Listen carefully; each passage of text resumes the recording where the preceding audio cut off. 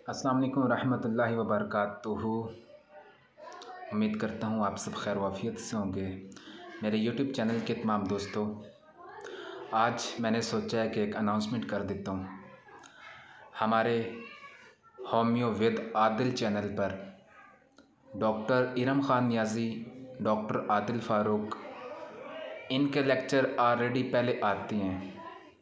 तो मैंने सोचा है कि मैं आप सबको बता दूं कि मैंने अपने टीचर डॉक्टर काशिफ़ शेरवानी का बहुत मुश्किल से टाइम लिया, लेकिन डॉक्टर काशिफ़ शेरवानी ने मुझे कहा है कि मैं आपको अपने वॉइस में सेंड कर दिया करूँगा, तो आप यूट्यूब के ऊपर अपलोड कर दिया करें वीडियो।